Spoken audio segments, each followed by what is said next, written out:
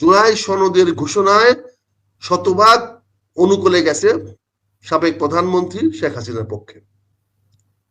এটা একটা অনৈক্য সৃষ্টি হয়েছে। আপনি দেখতে পাচ্ছেন যে আজকে অনৈক্যের কি অবস্থা তৈরি হয়েছে। এই জুলাই সনদের ঘোষণা এর অনৈক্য আজকে তার চূড়ান্ত হয়েছে যখন তারা একটা লিখিত প্রতিবেদন জমা দিয়েছে। এখানে দেখছেন কেউই এটার সঙ্গে একমত না।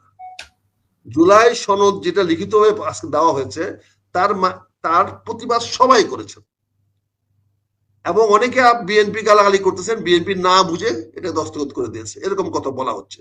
তার মানে কি, জুলাই সনদের অনৈক্য মানে হলো শেখ হাসিনার বাংলাদেশের রাজনীতিতে ফিরে আসার পথ সুগম করে দেওয়া।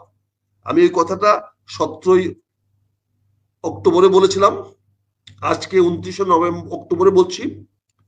এবং এই জুলাই সনদের কাছে শেখ হাসিনা ধন্যবাদ দেওয়া উচিত। এই জুলাই সনদ শেখ হাসিনাকে সবচেয়ে বেশি সার্ভ করছে, শেখ হাসিনার অবস্থানকে সবচেয়ে বেশি তারা উপকার করে গেছে। এবং শেখ হাসিনাকে তারা যে উপকারগুলো করে গেছে এটার কৃতিত্ব ডক্টর আলী রিয়াজ। আলী রিয়াজ তার প্রভুর ইশারাতেই তাদের প্রভুর প্রয়োজনেই শেখ হাসিনাকে এই সুযোগটা দিয়েছে, এবং এটা শেখ হাসিনা স্মার্ট, সে অবশ্যই সেটা নিবে এবং সে জুলাই সনদে অনৈক্যটা আরো বেশি সৃষ্টি করার চেষ্টা করবে। এবং অনৈক্যটা যত বেশি প্রকট হবে, যত বেশি দৃশ্যমান হবে, এই অনৈক্যটা যত বেশি বিভেদে পরিণত হবে, তত বেশি শেখ হাসিনার লাভ হবে, তত বেশি ভারতের লাভ হবে। যারা ভারত বিদ্বেষী অবস্থান বাংলাদেশে তৈরি করার চেষ্টা করছেন তারা প্রকারান্তরে ভারতের পারপাস সার্ভ করছেন বলে জনগণের মধ্যে এখন মনে হওয়া শুরু করেছে। জনগণ এই ব্যাপারে সজাগ হচ্ছেন। যারা এত বেশি ভারত বিরোধী বলতেছে তারা তলে তলে ভারতেরই পারপাস সার্ভ করতেছে। যারা শেখ হাসিনার বিরুদ্ধে বেশি কথা বলতেছে তারাই দেখা যাচ্ছে শেখ হাসিনার পক্ষে কাজ করতেছে। যেমন এই জাতীয় তথাকথিত ঐক্যমত কমিটি, এই ঐক্যমত কমিটি শেখ হাসিনার পারপাস সার্ভ করে গেছে, তার অনুকূলে সকল কিছু করে গেছে এবং তাকে রাজনীতিতে আসার পথ সুগম করে দিয়েছে। এটা আমি একদম মনে প্রাণে বিশ্বাস করি এবং এটা আমার স্পষ্ট বক্তব্য এবং অবস্থান। না, পারিপার্শ্বিকতা এক না, পরিবেশ এক না, পরিবর্তন হয়। কাজে রাজনীতিতে দ্বিমত হওয়া অতি স্বাভাবিক ঘটনা, রাজনীতিতে বিভিন্ন দিকে চলে যাওয়া স্বাভাবিক ঘটনা, কিন্তু রাজনীতিবিদদের প্রচেষ্টা থাকবে এগুলোকে যত বেশি আমরা একদিকে আনতে পারবো। এটা আগে ধর্ম প্রচারক যারা ছিলেন, যারা নবী রসুল ছিলেন, দেবতা ছিলেন, যুধিষ্ঠির ছিলেন, তারা চেষ্টা করেছেন জাতিকে ঐক্যবদ্ধ করার জন্য। তারা তখন সবাইকে এক জায়গায় আনার চেষ্টা করছেন। এখন 570 খ্রিস্টাব্দের পরে আর যেহেতু নবী আসবে না, প্রফেট আসবে না, ফলে কি হয়েছে, এখন মানুষকে মোবিলাইজ করার জন্য এই রাজনীতি সৃষ্টি হয়েছে। রাজনীতি মানে রাজা হওয়ার রাজনীতি না, রাজনীতি হলো জনগণের নিয়ম নীতি শাসন ব্যবস্থা প্রতিষ্ঠা করা। এখানে জনগণের উপরে এখানে আধ্যাত্মিক কোন শক্তি নাই। রাজনীতিতে আধ্যাত্মিক শক্তি কোনো বিশ্বাস নাই। রাজনীতিতে বিশ্বাস করে সবাই জনগণের শক্তিকে। জনগণ যে শক্তিটা চায়, জনগণের যে চাহিদা চায়, চাহিদা পূরণ করার জন্য যেমন জনগণটা চাহিদা তৈরি করে, আবার এই চাহিদা পূরণ করার জন্য জনগণই একজনকে শক্তিশালী করে যে হ্যাঁ তুমি পারবা আমাদের চাহিদা পূরণ করতে, তোমাকে দায়িত্ব দিলেই আমার কাম্য, আমার প্রত্যাশা পূরণ হবে। এইটাই হলো রাজনীতির প্রক্রিয়া, রাজনীতির ব্যাকরণ। এখানে শক্তি উৎস জনগণ, এখানে আধ্যাত্মিক জিনিস আনলে হবে না।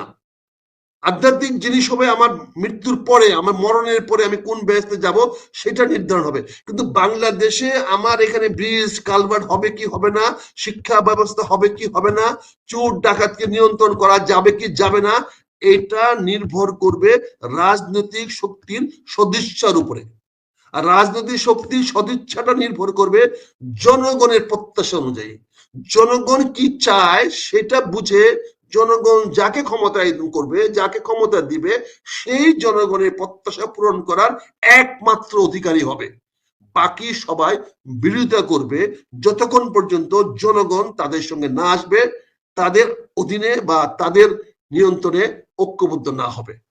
কাজে এখানে দ্বিমত থাকতেই পারে, এখানে একজনের সঙ্গে আরেকজন রাজি নাও হতে পারে, কিন্তু এটা নিয়ে আমাদের দ্বন্দ্ব করার কিছু নাই, সংঘাত করা কিছু নাই, সন্ত্রাস করা কিছু নাই। আমরা আলোচনা করব। আমি বলছি না সঠিক, সময়টা সংক্ষিপ্ত, আমি বলছি এটা আপনাকে মানতে হবে, আমি বলছি না, কিন্তু এটা আমার বিনীত নিবেদন, এইটা আমি মনে করি। আপনারটাকে আমি সম্মান করি, শ্রদ্ধা করি। আপনার সঙ্গে একমত হইতে পারলে আমি নিজেকে ধন্য মনে করি, কিন্তু যদি একমত হইতে না পারি সে অধিকারটা আমার আছে। আমি আপনার মতের সঙ্গে একমত হতে পারবো না, এই অধিকারটা তো আমার আছে। কাজে আমি এইটাতে বিশ্বাস করি, এই কথাটা আপনাদের বললাম। জি আচ্ছা ভাই, আমরা শেষ করবো, আর 10 মিনিট আমি প্রোগ্রাম করবো।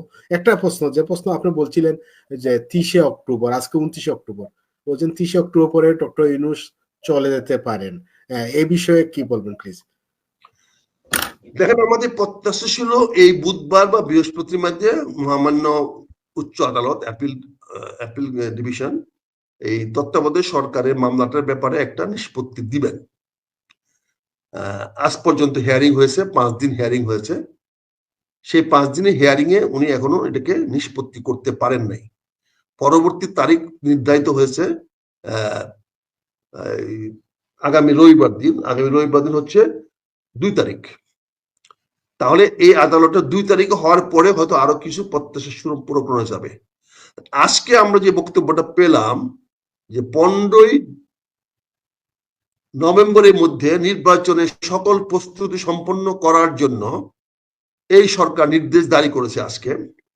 তার মানে আমরা ধরে নিচ্ছি হয় 15 ফেব্রুয়ারি, হয় নট 15 ফেব্রুয়ারি, কেন হয় না 10 ফেব্রুয়ারি, হয় না 10 নভেম্বর, কেন নয় 10 ডিসেম্বর, বা কেন নয় 1 ডিসেম্বর, কেন নয় 30 নভেম্বর, কেনই বা 15 নভেম্বর? তারিখটা কিভাবে নির্ধারণ করা হলো, কোন দৃষ্টিতে নির্ধারণ করলো, কেন 15 তারিখের মধ্যে নির্বাচনের সকল প্রস্তুতি গ্রহণ করতে হবে?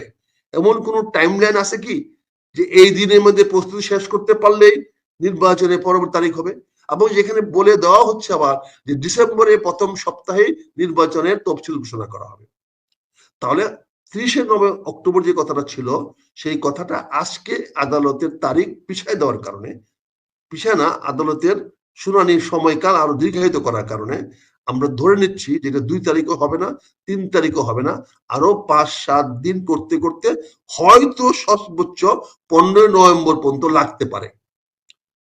তত্ত্বাবধায়ক সরকারের নির্দেশটা বলবৎকরণ হইলে পরে বাংলাদেশের রাজনৈতিক পরবর্তী পথরেখা তৈরি হবে। তার কোন মুখী হবে সেই ডাইরেকশনটা খুলবে। সেই ডাইরেকশনটা খুলতে পারে তখনই যখন এই তত্ত্বাবধায়ক সরকারের এই মামলাটার একটা রায় আসবে।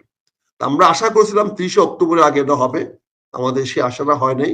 আমরা তো বলছি, আমরা তো সর্বজান্তা নই, এটা আমাদের পরিবেশ থেকে আমরা বলি। এখন আজকের 15 আগস্টের দিনক্ষণ নির্ধারণ, 15 নভেম্বরের দিনক্ষণ দেখে মনে হচ্ছে যে বিষয়টি আরো 15 দিন পিছায় দেওয়া হলো। এই সরকার আরো 15